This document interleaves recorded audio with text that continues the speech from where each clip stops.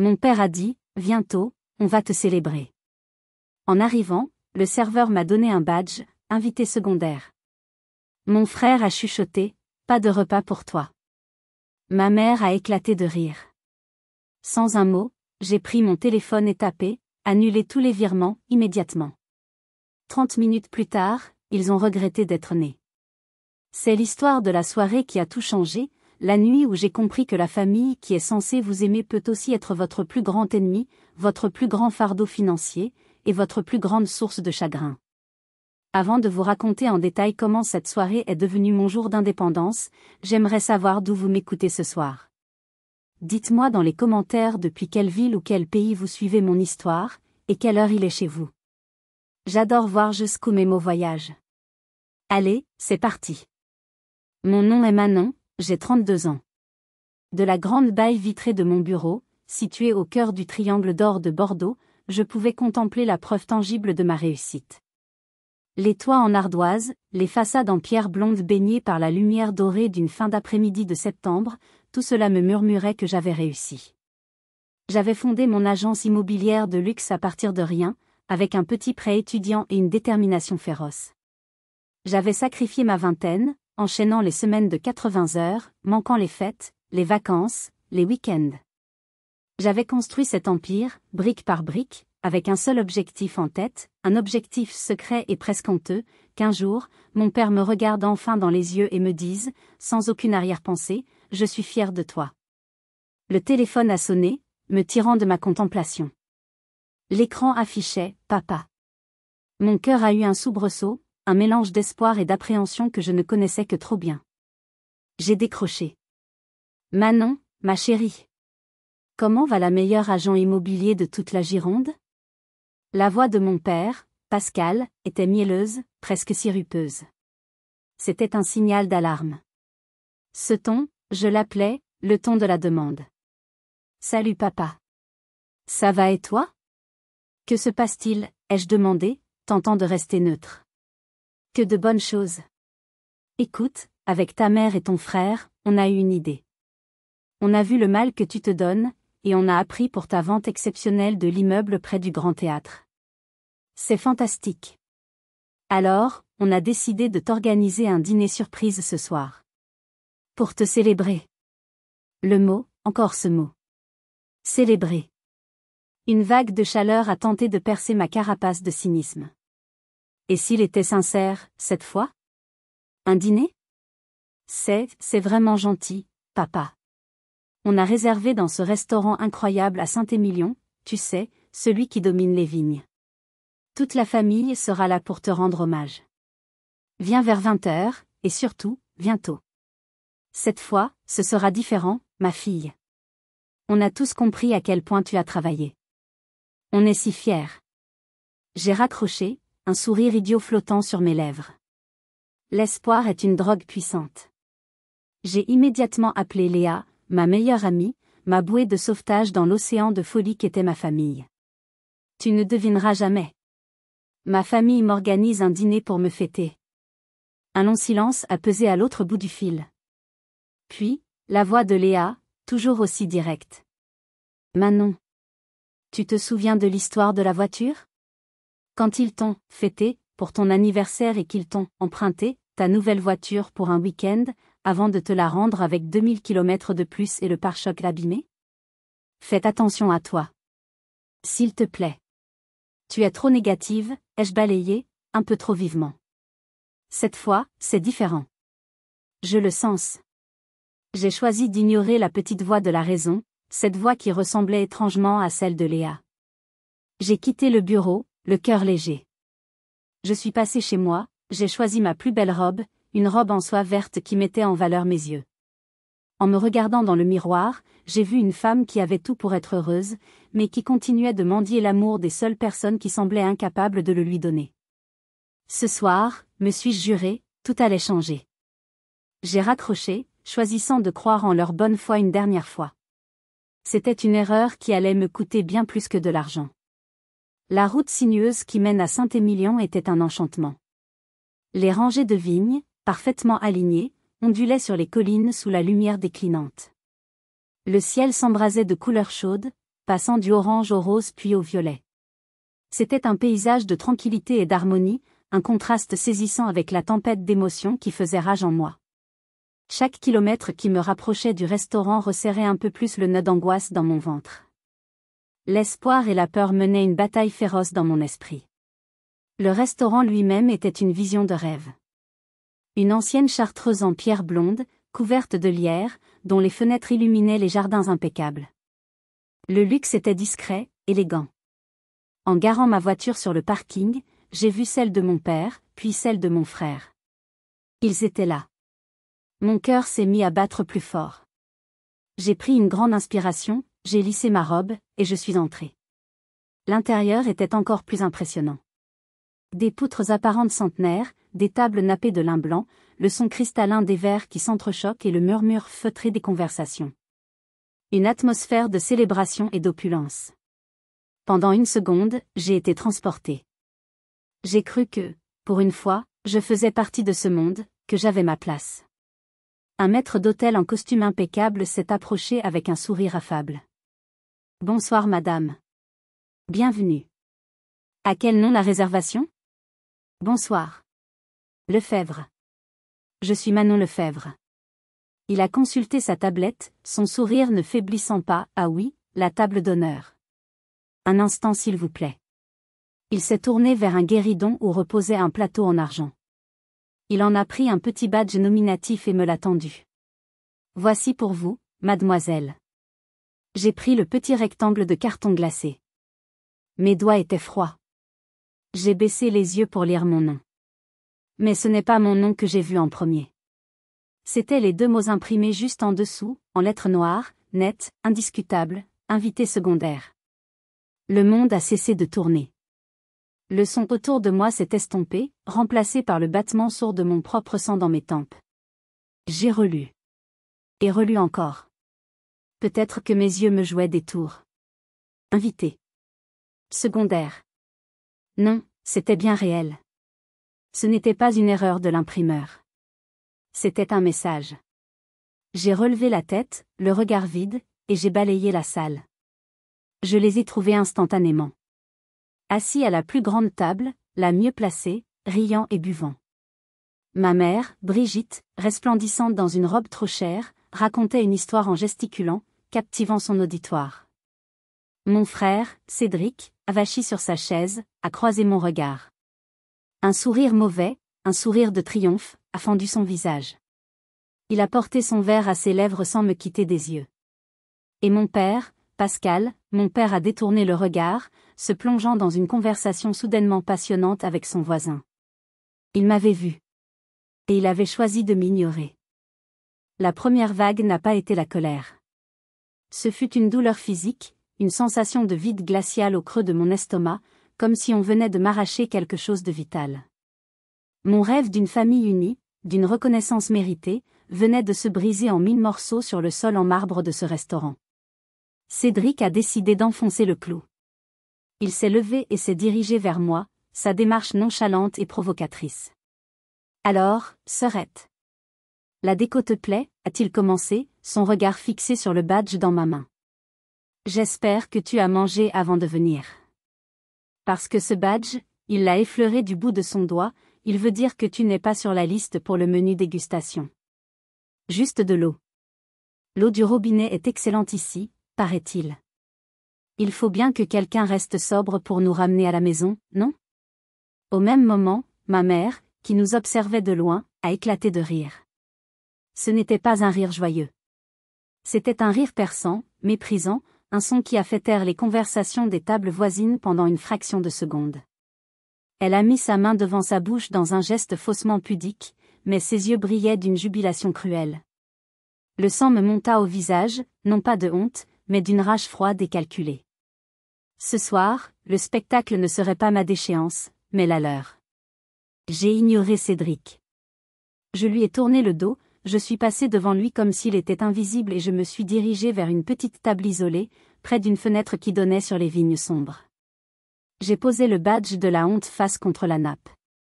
Un serveur est venu me demander si je désirais un apéritif. Juste une carafe d'eau, merci, ai-je répondu, ma voix étonnamment stable. Seul dans mon coin, le tumulte de la fête à quelques mètres de moi, j'ai laissé les souvenirs remonter. C'était comme regarder un film de ma propre vie, mais avec des yeux nouveaux, des yeux enfin ouverts. Le film de Manon, la banque personnelle.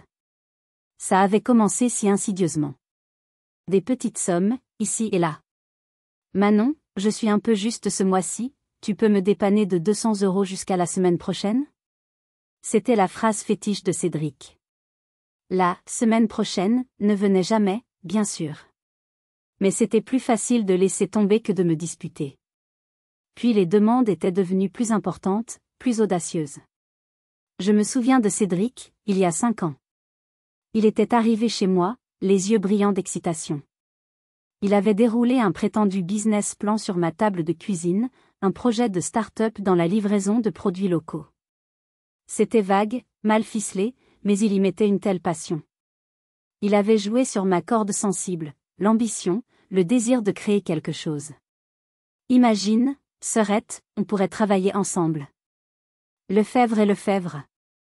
Il lui fallait 7 000 € pour le lancement initial. J'y avais cru. J'avais voulu y croire. Je lui avais fait le virement. 2 semaines plus tard, la seule start-up qu'il avait lancée était sa nouvelle collection de montres de luxe, qu'il exhibait fièrement sur Instagram. Quand je l'avais confronté, il m'avait ri au nez. Faut bien que j'ai l'air d'un patron qui réussit, non? C'est de l'investissement sur image. Ma mère, Brigitte, était une artiste de la manipulation émotionnelle. Ses problèmes de santé coïncidaient toujours étrangement avec mes plus grosses rentrées d'argent. Un jour, c'était une cure thermale indispensable pour son arthrose, à 3 000 €. Un autre, un nouveau traitement expérimental pour ses migraines, à 2 000 €. Elle pleurait au téléphone, me faisant culpabiliser. Je ne veux pas être un fardeau, ma chérie. Si seulement ton père gagnait aussi bien que toi. Je cédais à chaque fois. Jusqu'au jour où Léa m'a envoyé le lien d'un blog de voyage. Sur les photos, ma mère, rayonnante de santé, posait devant un hôtel 5 étoiles à Biarritz, avec la légende, une semaine de thalassothérapie bien méritée pour se remettre de tout ce stress. #La vie est belle. Ma cure thermale était en fait un séjour de luxe. Je me souviens aussi de mon 30e anniversaire. J'avais économisé pendant des mois pour m'offrir un sac d'une grande marque. Un symbole de ma réussite. J'étais si fière de le montrer à ma mère. Elle l'a pris, l'a soupesé, a examiné les coutures avec un air critique. Ah oui. C'est le modèle de la saison dernière, non, a-t-elle lâché, avant de le reposer sur la table. Moi, je préfère le nouveau. La joie s'est évaporée, remplacée par cette vieille sensation familière de ne jamais être assez bien. Et puis il y avait mon père, Pascal. Le cerveau de l'opération. Il ne demandait jamais, il proposait des opportunités. Il me présentait des affaires en or, des terrains à acheter pour une bouchée de pain.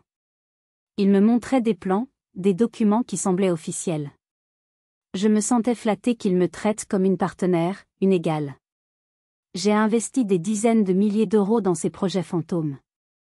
L'argent disparaissait dans un trou noir, et quand je demandais des comptes, il devenait vague, parlait de problèmes administratifs, de retards imprévus. Pour leur simplifier la vie et éviter les demandes constantes, j'avais commis l'irréparable, leur ouvrir un accès secondaire à un compte de mon entreprise. C'était leur terrain de jeu, leur carte illimitée. Et vous, qu'auriez-vous fait à ma place? Quand l'amour que vous portez à votre famille vous aveugle à ce point, où se trouve la limite? Dites-le moi dans les commentaires, je suis curieuse de lire vos avis. Assise là, dans ce restaurant, le film de ma vie s'est terminé. J'ai vu le schéma, la manipulation systémique, l'exploitation sans vergogne. L'amour que je croyais leur porteur n'était qu'une dépendance affective. Mais en regardant leur visage souriant, sachant qu'ils se moquaient de moi, j'ai su que ce puits d'espoir était enfin à sec. Il était temps de fermer la banque. Le temps semblait s'être suspendu. Assise à ma table d'exilé, je n'étais plus une victime passive de leur spectacle. J'étais devenue une spectatrice, une analyste. J'observais chaque geste, chaque sourire hypocrite, chaque regard complice échangé entre eux. Et plus je les regardais, plus la tristesse laissait place à une froide résolution. J'ai déverrouillé mon téléphone. Mon pouls était calme, mes doigts agiles. Pas de précipitation. Pas de geste dicté par la colère brute. C'était une décision chirurgicale. J'ai ouvert l'application de ma banque professionnelle. Le logo de mon agence, Lefebvre Prestige Immobilier, s'est affiché. Un nom que j'avais choisi avec soin, un nom qu'ils avaient sali sans même s'en rendre compte. J'ai navigué avec une précision mécanique vers l'onglet « Gestion des comptes », puis « Utilisateurs autorisés ». La page s'est chargée. Il y avait mon nom en haut, avec le statut « Administrateur principal ». Et en dessous, les 3 lignes qui représentaient mes chaînes. Pascal Lefebvre, utilisateur secondaire. Brigitte Lefebvre, utilisateur secondaire. Cédric Lefebvre, utilisateur secondaire. Mon pouce a plané au-dessus du nom de mon père. J'ai eu un flash. Un souvenir d'enfance. J'avais 6 ans, j'avais fait un dessin pour lui à l'école. Je lui avais tendu, le cœur battant d'excitation.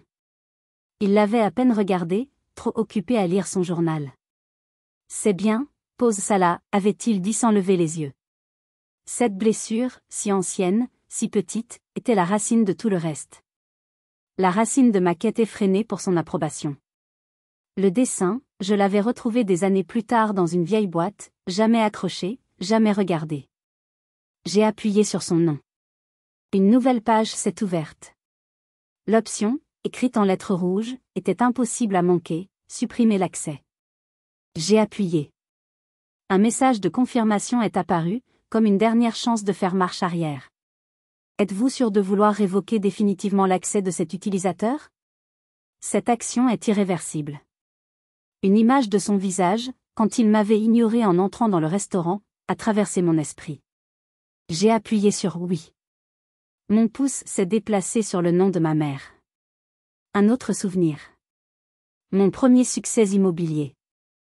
J'avais vendu un petit appartement, j'étais si fière. Je l'avais appelé pour lui annoncer.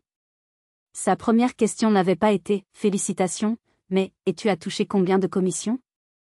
L'argent. Toujours l'argent. J'ai appuyé sur « Supprimer l'accès ». Le rire perçant qu'elle avait eu quelques minutes plus tôt a résonné dans ma tête. J'ai appuyé sur « Oui ».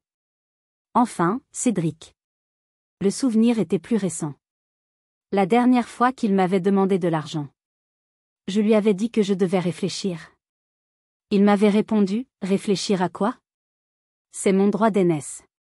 Tu réussis parce que papa et maman se sont sacrifiés pour toi, c'est normal que tu nous rendes l'appareil. Nous, incluant bien sur ses propres besoins illimités. J'ai appuyé sur supprimer l'accès. Le chuchotement venimeux, pas de repas pour toi, a sifflé à mes oreilles. J'ai appuyé sur oui. Un dernier message s'est affiché, les modifications ont été enregistrées. Les accès des utilisateurs secondaires ont été révoqués avec succès. J'ai reposé mon téléphone. C'était fait. Une seconde après, une vague de vertige m'a saisi. Un sentiment de solitude absolue. J'étais une île. J'avais coupé les ponts, sabordé les navires. J'étais seule. Mais cette panique n'a duré qu'un battement de cœur. Elle a été remplacée par une sensation que je n'avais jamais ressentie auparavant. Une légèreté. Une paix profonde. Le poids de leurs attentes, de leurs manipulations, de leur avidité, venait de se dissoudre. J'ai levé les yeux de mon téléphone, mon visage parfaitement calme. Il continuait de rire. Pour l'instant.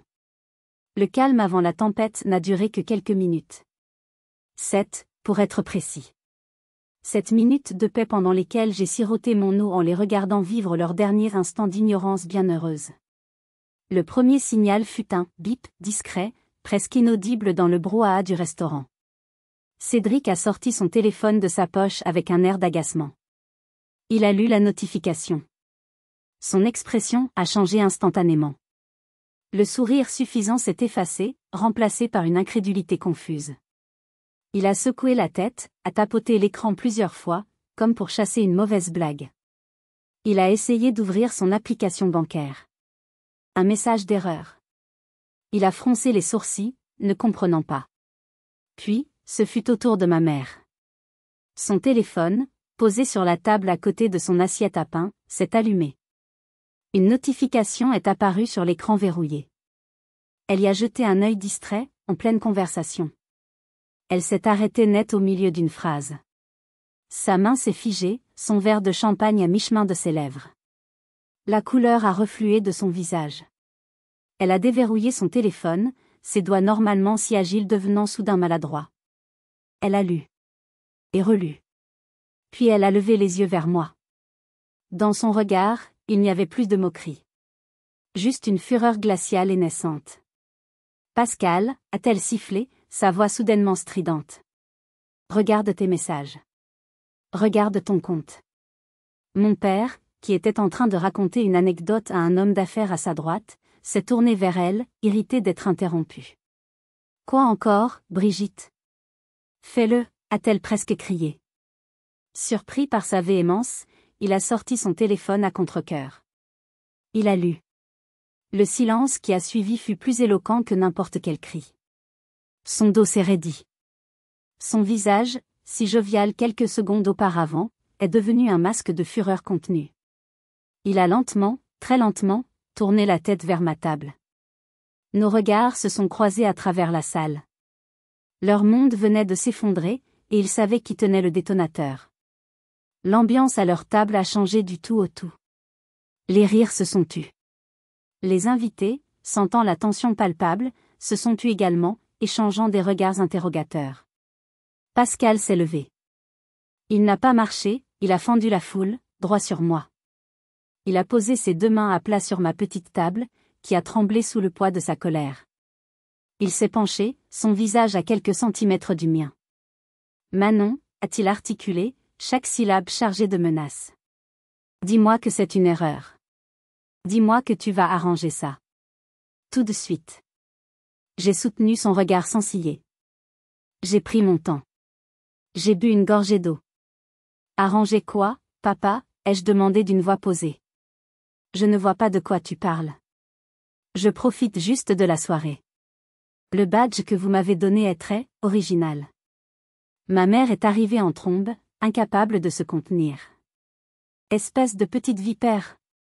Tu sais très bien de quoi il parle. Rétablis l'accès. Immédiatement.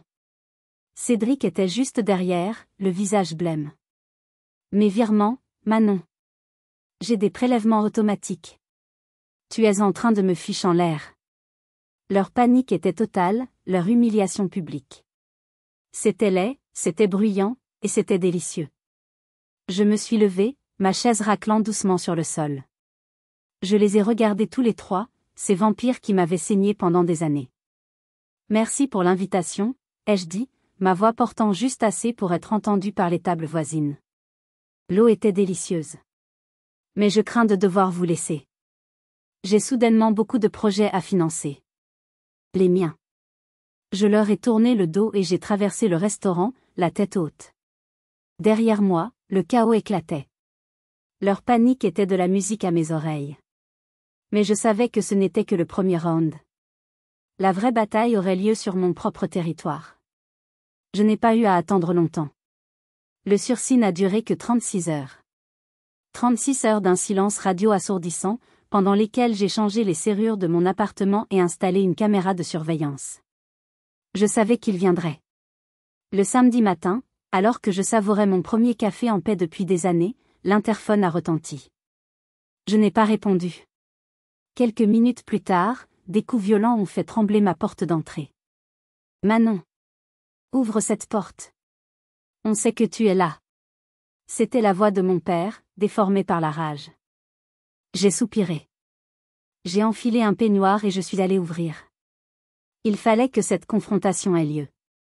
Ils étaient là, tous les trois, sur mon palier. Leurs visages étaient ravagés par la fatigue et la colère. Ils sont entrés comme une tornade, sans attendre mon autorisation. Mon appartement, mon havre de paix dans le quartier des Chartrons, a été instantanément profané par leur présence. Pascal a commencé son réquisitoire sans préambule, arpentant mon salon de long en large. Tu as perdu la tête? Nous humilier de cette façon, devant tous nos amis, devant mes relations d'affaires? Tu mesures la portée de tes actes?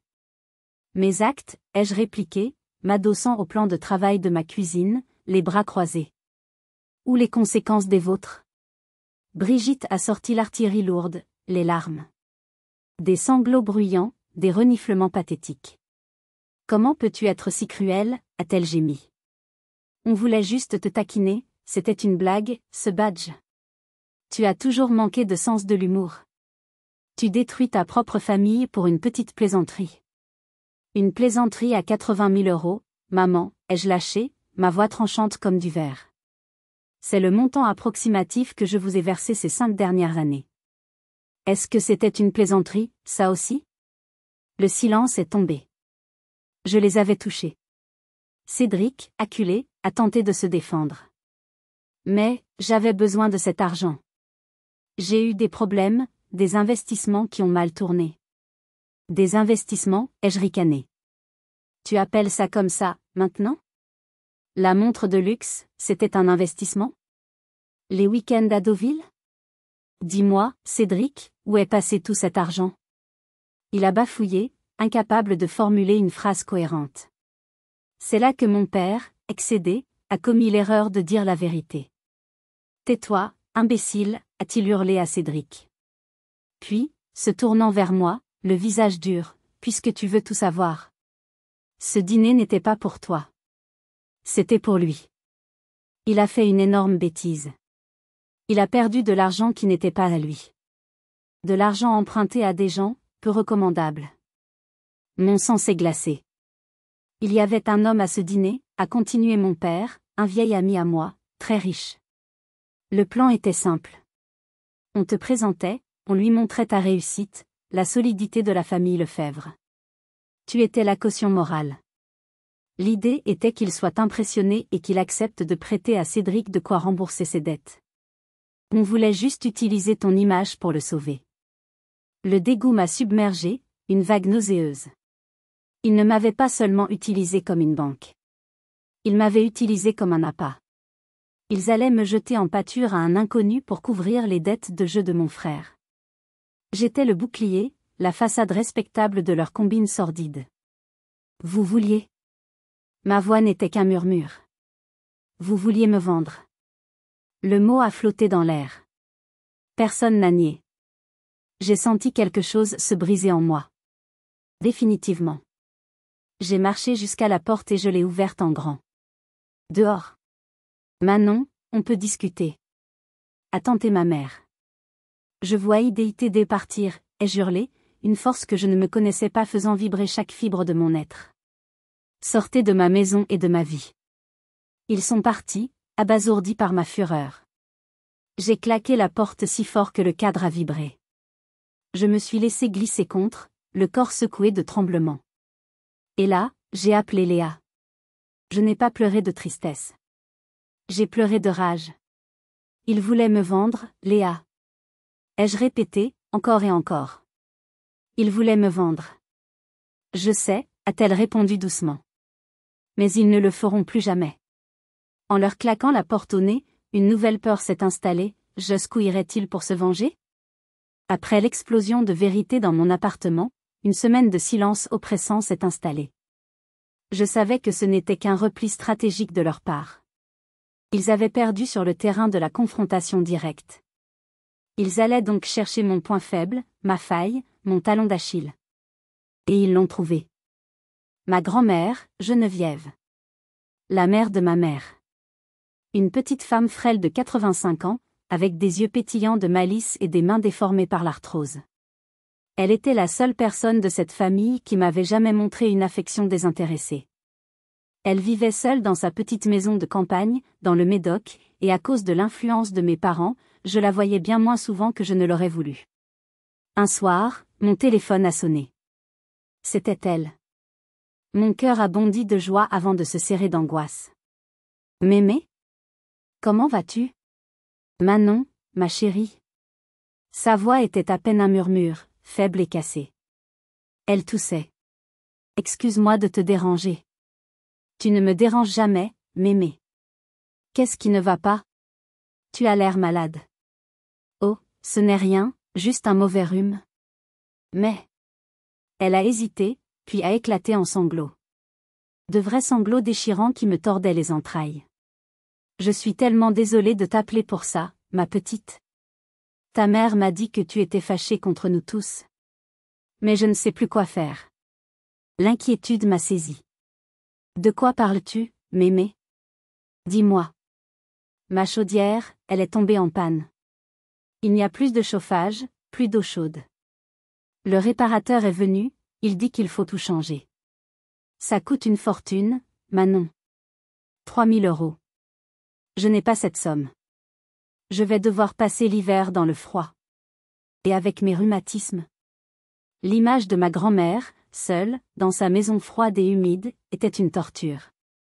La rage contre mes parents, qui la laissaient manifestement dans cette situation sans lever le petit doigt, a bouilli en moi. C'est hors de question, mémé. Ne t'inquiète de rien, ai-je dit, ma voix se voulant rassurante malgré ma colère. Je paye. Je fais un virement au réparateur immédiatement. Donne-moi juste son nom et son numéro. Oh non, non, a-t-elle protesté faiblement. Je ne veux pas que tu paies comme ça. C'est trop. Si tu pouvais juste m'apporter l'argent en liquide. Je me sentirais moins mal. C'était étrange. Mais je l'ai mis sur le compte de la pudeur d'une vieille dame. D'accord, mémé. Pas de problème. J'arrive tout de suite. Je suis chez toi dans 1 heure. Non, a-t-elle crié, avec une force surprenante. Puis, plus doucement. Non, ne viens pas ici. C'est le bazar? Je suis chez ta mère, à Bordeaux. Viens plutôt ici. C'est plus simple. Le piège. Le piège venait de se refermer sur moi. Le sang s'est retiré de mon visage. Pourquoi était-elle chez mes parents? Pourquoi ne voulait-elle pas que j'aille chez elle? Un doute horrible m'a assailli. Mémé, ai-je dit, ma voix soudainement glaciale. Qui est avec toi dans la pièce? Personne, ma chérie, je suis ce. Elle n'a pas pu finir sa phrase. J'ai entendu distinctement, en arrière-plan, la voix de ma mère, impatiente et agressive, mais dis-lui de venir, enfin. Arrête de tourner autour du pot. J'ai fermé les yeux. Ils avaient fait ça.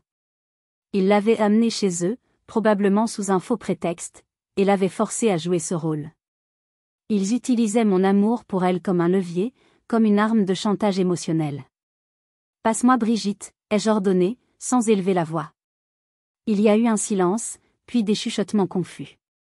Finalement, la voix de ma mère a pris le relais, mielleuse et fausse. Manon? Ta grand-mère est si inquiète pour toi. Comment as-tu pu, ai-je soufflé, le dégoût rendant ma voix rauque. Comment as-tu pu utiliser ta propre mère comme ça? Je ne vois pas de quoi tu parles, a-t-elle répondu, feignant l'innocence. Je m'occupe juste de ma mère malade, ce que certaines filles devraient peut-être apprendre à faire. J'ai raccroché. J'ai fixé mon téléphone, tremblant de rage. Il n'y avait plus de famille. Il n'y avait plus de mère, de père, de frère. Il n'y avait que des monstres. Utiliser la santé et l'amour de ma propre grand-mère contre moi? C'était l'acte le plus vil de tous. À cet instant, j'ai su que je ne devais plus avoir aucune pitié. L'échec de leur chantage par l'intermédiaire de ma grand-mère les a rendus fous de rage. Puisqu'ils ne pouvaient plus me contrôler en privé, ils ont décidé de tenter de me détruire publiquement. Ils ont ouvert les vannes de la calomnie, espérant que la pression sociale et professionnelle me forcerait à revenir vers eux en rampant. Cédric a été le premier à dégainer. Son terrain de jeu favori, les réseaux sociaux. Il a commencé par des publications pleines de sous-entendus, des statuts Facebook que tous nos contacts pouvaient voir. C'est fou comme le succès peut changer les gens. Certains oublient les valeurs simples, comme la famille. Tellement triste. Des dizaines de commentaires de soutien ont afflué.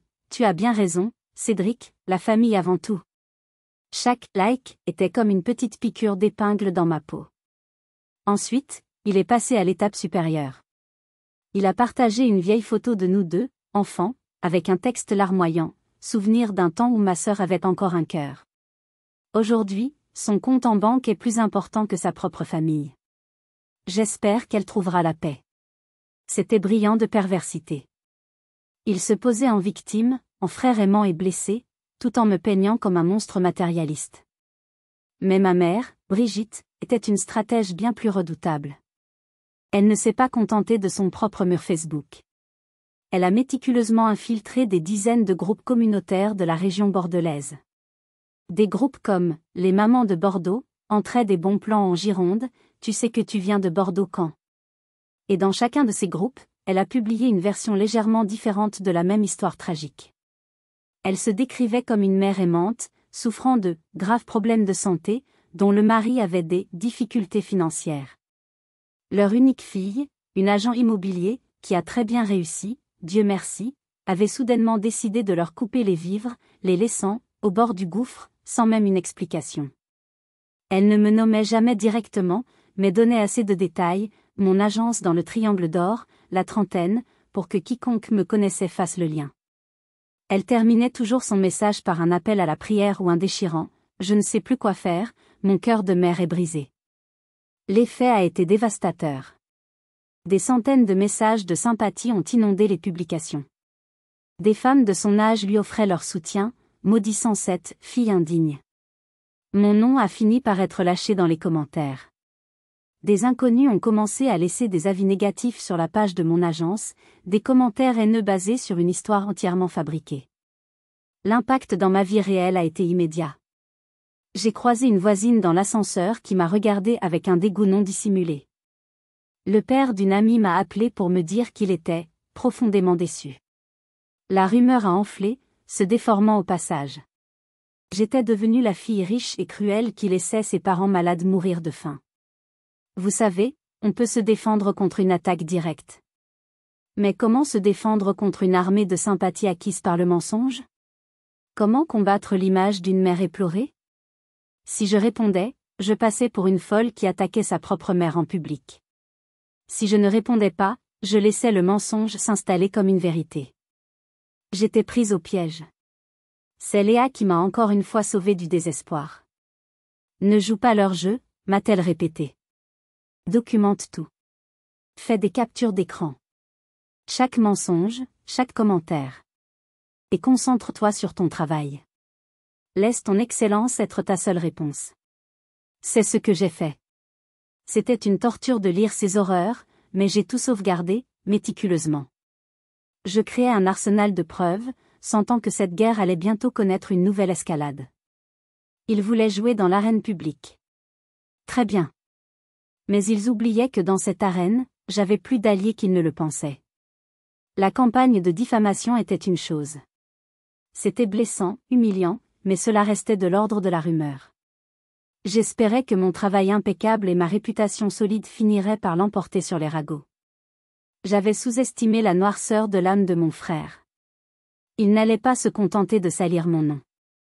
Il allait essayer de détruire ce que j'avais construit, de réduire en cendres l'œuvre de ma vie. Le contrat avec le groupe d'investissement de Monsieur Dubois était le couronnement de ma carrière. Des mois de travail acharné, de négociations complexes, de nuits passées à peaufiner chaque détail. La signature finale n'était plus qu'une formalité, une célébration. C'était ma victoire, la preuve ultime que j'avais réussi, seule. Et c'est précisément ce que Cédric ne pouvait pas supporter. La veille de la signature, alors que je relisais une dernière fois les documents dans mon bureau, savourant l'anticipation du succès, mon téléphone a sonné. C'était Monsieur Dubois. Sa voix, habituellement si calme et posée, était tendue.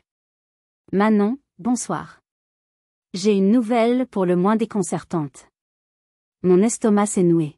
« Tout va bien, Monsieur Dubois ? » Je viens de raccrocher avec un de mes principaux concurrents. Il m'a appelé, soi-disant pour me féliciter pour ma nouvelle acquisition. Sauf que l'acquisition était censée être confidentielle jusqu'à demain. J'ai senti le froid m'envahir. Comment était-il au courant? C'est ce que je lui ai demandé. Il a ri. Il m'a dit qu'il avait de bonnes sources. Il m'a aussi dit de faire attention, que le dossier que vous m'aviez présenté était incomplet, et que vous aviez omis certains détails cruciaux concernant des problèmes structurels dans le bâtiment. Ce sont des mensonges, bien sûr, j'ai fait mes propres expertises. Mais la fuite d'informations est réelle. Je savais. Je n'avais même pas besoin de demander. Seule une poignée de personnes de mon équipe et moi-même avions tous les détails. Et Cédric? Cédric avait souvent traîné dans mes bureaux, il savait où je rangeais mes dossiers importants. Il avait dû fouiller, voler des informations. Mais ce n'était pas le pire. Monsieur Dubois a poursuivi. Ce n'est pas tout, Manon. Le plus grave, c'est que j'ai reçu un courriel, juste après. Un courriel anonyme. Il contenait une pièce jointe. Un enregistrement audio. Mon cœur a cessé de battre. C'est la voix d'un jeune homme, a continué Monsieur Dubois, sa voix grave. Il parla à un ami. Il se vante d'avoir accès au dossier de sa sœur, agent immobilier. Il explique, en riant, qu'elle a des techniques bien rodées pour tromper ses clients, qu'elle cache des vices, qu'elle gonfle les commissions. Il dit, et je cite, « Elle est tellement douée pour embobiner les vieux riches comme ceux Dubois, il n'y voit que du feu. » Le silence au bout du fil était assourdissant. Cédric n'avait pas seulement volé des informations. Il avait créé une fausse preuve pour me détruire. Il m'accusait de fraude, de malhonnêteté, de tout ce contre quoi je m'étais battu toute ma vie. Il avait utilisé le nom de mon client le plus important. C'était une déclaration de guerre nucléaire. Monsieur Dubois, ai-je réussi à articuler, ma voix méconnaissable. C'est un montage. C'est mon frère. Il essaie de me saboter. Je n'ai aucun doute sur votre intégrité, Manon, a-t-il dit, et sa sincérité m'a un peu réconforté. Mais vous comprenez que je ne peux pas ignorer cela. Mon conseil d'administration doit être informé. Une enquête interne sera lancée. La signature est, au mieux, reportée de plusieurs mois. Je suis sincèrement désolé. Il a raccroché. J'ai fixé le combiné, puis les piles de documents sur mon bureau. Le travail d'une année, le rêve d'une vie, venait d'être anéanti par un enregistrement fabriqué par jalousie. La douleur était si intense qu'elle en était physique. Mais cette douleur s'est rapidement transformée. Elle s'est cristallisée en une chose dure, froide, et incroyablement lucide. La fin de la partie venait de sonner. Il avait réussi. Pour la première fois, il m'avait vraiment blessé. La colère a fait place à une détermination glaciale. Puisqu'il voulait la guerre, il allait la voir, mais devant la justice. Cette nuit-là, je n'ai pas dormi. Assise dans le silence de mon bureau, entourée des preuves de ma réussite désormais menacée, j'ai préparé ma contre-attaque avec une précision méthodique. J'ai appelé mon avocate, maître Valérie Dubois, en pleine nuit. Je lui ai transféré le courriel et l'enregistrement. Sa réponse a été immédiate, c'est de la diffamation aggravée avec tentative d'escroquerie. Nous avons de quoi le détruire. Le plan que nous avons mis au point n'était pas seulement défensif. C'était un piège. Le lendemain matin, j'ai appelé ma mère. J'ai pris la voie la plus pitoyable dont j'étais capable. J'ai pleuré. J'ai dit que j'étais fini, que le contrat était annulé, que mon agence allait s'effondrer. J'ai dit qu'ils avaient gagné. Je ne peux plus me battre, ai-je sangloté. Je veux juste que ça s'arrête. S'il vous plaît. Organisons une dernière rencontre, dans mon bureau. Discutons d'un accord. Je suis prête à tout pour retrouver la paix. Le triomphe dans sa voix était à peine dissimulé. Enfin, tu deviens raisonnable. Nous serons là cet après-midi. À 15 heures précises, ils sont entrés dans ma salle de réunion. Pascal, Brigitte, et Cédric. Leur visage affichait une assurance insolente. Ils pensaient venir assister à ma capitulation. Ils se sont assis en face de moi, Cédric se balançant légèrement sur sa chaise, l'air suffisant. Alors, a commencé mon père, joignant ses mains sur la table dans une parodie d'homme d'affaires. Nous avons réfléchi. La situation est grave. Tu as terni l'honneur de cette famille. Mais nous sommes prêts à être cléments. Ma mère a pris le relais. Nous avons établi une petite liste de conditions pour apaiser les choses. Premièrement, tu rétablis immédiatement notre accès au compte. Deuxièmement, pour compenser le stress et le préjudice moral que tu nous as causé, tu nous verseras une compensation de 100 000 €. J'ai failli m'étouffer, mais j'ai gardé un visage impassible.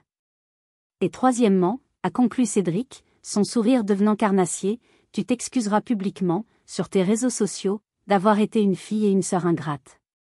En échange, nous accepterons de retirer nos publications et de dire à tout le monde que tout est rentré dans l'ordre. J'ai laissé un long silence s'installer. Je les ai regardés un par un, savourant leur arrogance, leur certitude d'avoir gagné. C'est une offre très créative, ai-je finalement dit, ma voix dénuée de toute émotion. Mais j'ai une contre-proposition. Sur ce signal, la porte de la salle de réunion s'est ouverte. Mon avocate, Maître Dubois, est entrée, ses talons claquant sur le parquet. Elle était suivie de près par un homme grand, au visage sévère, Monsieur Dubois. La transformation sur les visages de ma famille a été spectaculaire. La couleur a quitté leurs joues. L'arrogance s'est évaporée, remplacée par une panique pure et enfantine. Cédric a cessé de se balancer, se redressant brusquement sur sa chaise. Ils étaient pris au piège, et ils le savaient. Maître Dubois s'est assise à mes côtés, posant un épais dossier sur la table. « Bonjour », a-t-elle dit d'une voix qui ne laissait place à aucune discussion. « Permettez-moi de résumer la situation. Nous avons ici un dossier complet documentant des faits de harcèlement, de diffamation, de calomnie, et de tentative d'extorsion. L'enregistrement audio que vous avez, Monsieur Cédric Lefebvre, illégalement obtenu et transmis, constitue à lui seul une infraction pénale passible de prison. Monsieur Dubois, ici présent, est prêt à témoigner de la tentative de sabotage commercial dont il a été l'objet. » Elle a poussé un document et un stylo au milieu de la table. Vous avez donc le choix. Option A, je quitte cette pièce et je dépose ce dossier au procureur de la République. Attendez-vous à une descente de police, des gardes à vue, et un procès qui vous ruinera financièrement et socialement pour le restant de vos jours. Elle a marqué une pause, laissant les mots infuser. Option B, vous signez ce document. Il s'agit d'un accord transactionnel et d'une ordonnance restrictive. Vous vous engagez, sous peine de poursuites immédiates et de pénalités financières colossales, à ne plus jamais, de quelque manière que ce soit, entrer en contact avec ma cliente, parler d'elle, ou même écrire son nom. Cédric rédigera également une lettre d'excuse manuscrite à Monsieur Dubois. En échange de votre signature, et de votre disparition totale de sa vie, Madame Lefebvre renonce à porter plainte. Le silence était total. Pour la première fois de leur vie, ils n'avaient plus aucun pouvoir sur moi. Le stylo était sur la table. Leur avenir dépendait de leur signature. Le temps semblait s'être figé. Les 3 personnes qui avaient constitué mon univers, mes bourreaux, étaient là, silencieux, défaits. Leur masque était tombé. Il ne restait plus que la peur et l'humiliation sur leurs visages. Mon père, l'homme qui se croyait si puissant, regardait le contrat avec des yeux vides, comprenant que la partie était terminée. Ma mère, qui avait toujours tout contrôlé par les larmes et les cris, était muette, ses mains tremblant sur ses genoux. Et Cédric, le grand artisan de ce désastre, avait le visage d'un enfant pris en faute, pâle et transpirant. Ce fut lui qui céda le premier. La perspective de la prison, de la disgrâce publique, était une réalité trop terrifiante pour son ego fragile. D'une main hésitante, il a tendu le bras, a pris le stylo. Sa main tremblait tellement qu'il a eu du mal à enlever le capuchon. Il a signé, son nom n'étant plus qu'un gribouillis illisible, le reflet de son état intérieur.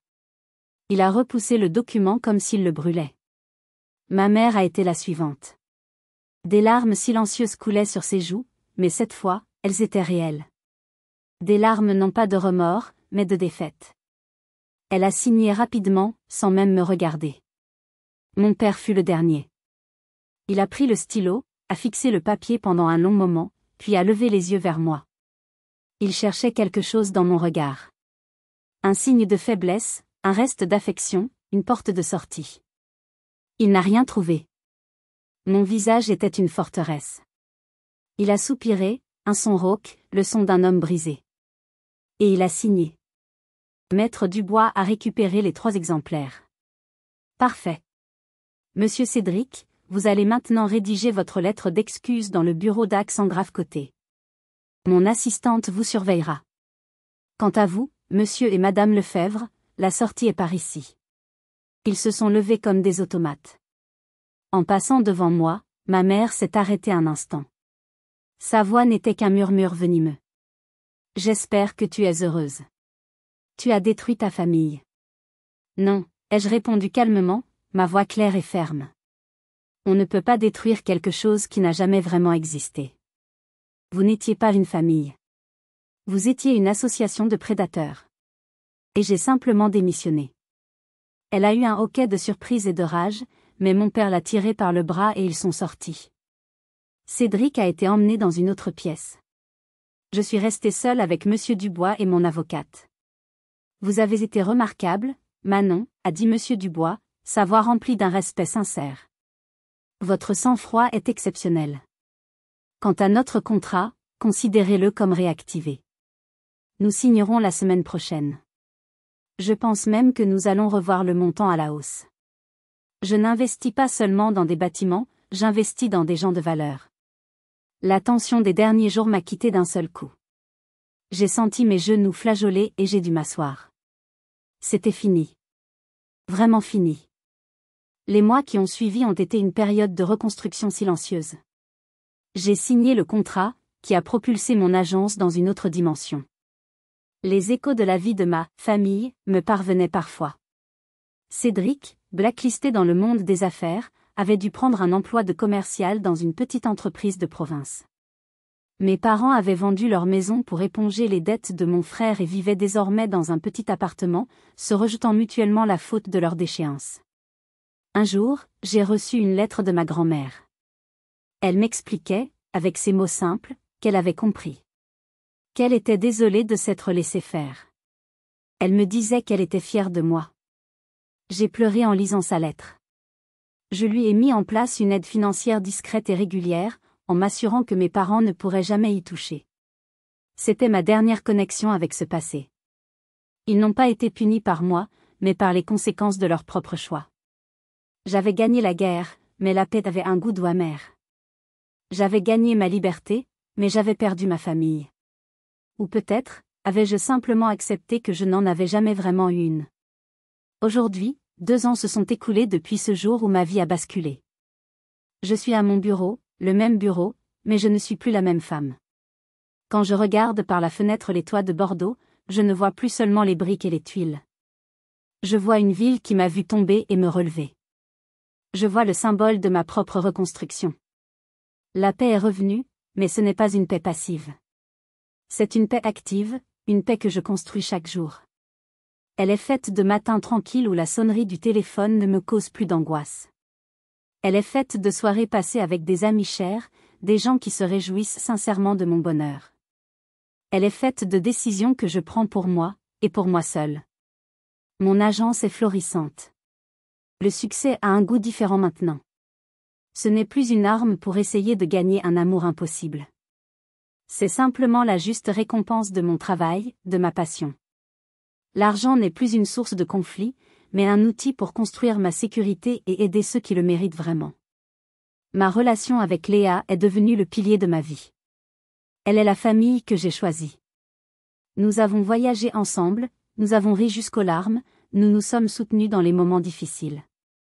Elle m'a appris qu'une sœur n'est pas forcément celle qui partage votre sang, mais celle qui partage votre cœur. Je ne pense presque plus à eux. Parfois, un souvenir fugace traverse mon esprit, comme l'écho d'un cauchemar. Je ne ressens ni haine, ni colère. Juste une sorte de pitié distante pour ces 3 personnes piégées dans leur propre prison de cupidité et de ressentiment. Ils ont tout perdu en voulant tout avoir. Leur souvenir est comme une cicatrice. Elle ne fait plus mal, mais elle est là pour me rappeler d'où je viens, et surtout, pour ne jamais oublier la valeur de ma liberté si chèrement acquise. Prendre la décision de couper les ponts avec sa propre famille est probablement l'épreuve la plus solitaire et la plus incomprise qui soit. On vous juge, on vous traite d'égoïste, de sans-cœur. Mais parfois, cet acte, en apparence si destructeur, est en réalité l'acte de construction le plus fondamental de votre vie. C'est choisir de ne plus être une victime. C'est affirmer son droit au bonheur et à la sérénité. Cette épreuve m'a tout arraché. Mon innocence, mes illusions, ma capacité à faire confiance aveuglément. Mais en échange, elle m'a offert des cadeaux inestimables, la force, la lucidité, et surtout, l'amour de soi. J'ai appris que je n'avais pas besoin de leur validation pour exister. J'existais par moi-même. Et c'était suffisant. Si mon histoire a fait écho en vous, si vous avez, vous aussi, dû vous battre contre des relations toxiques, qu'elles soient familiales ou autres, partagez votre expérience dans les commentaires. Vos mots peuvent aider quelqu'un qui se sent seul en ce moment même. N'oubliez pas de liker cette vidéo si elle vous a parlé, et de vous abonner pour ne pas manquer d'autres histoires de résilience et de courage. Rappelez-vous toujours ceci, vous avez le droit de définir vos propres limites. Vous avez le droit de vous protéger, même de ceux qui sont censés vous protéger. Vous avez le droit de choisir qui mérite de faire partie de votre vie. J'ai perdu la famille dans laquelle je suis né, mais j'ai construit la famille que je méritais. Et chaque jour, je choisis de vivre, pas seulement de survivre.